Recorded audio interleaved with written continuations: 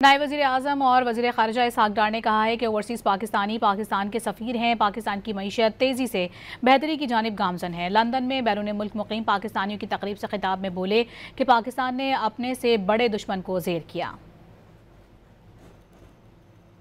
माशाअल्लाह जो कनेक्टिविटी है, जो आपकी खिदमात हैं, every one of you is ambassador of Pakistan here. 2022 में अप्रैल 2022 में मियाँ मोहम्मद शहबाज शरीफ साहब ने वज़ीर आज़म की जिम्मेदारी संभाली तो वो बड़ा कठिन वक़्त था।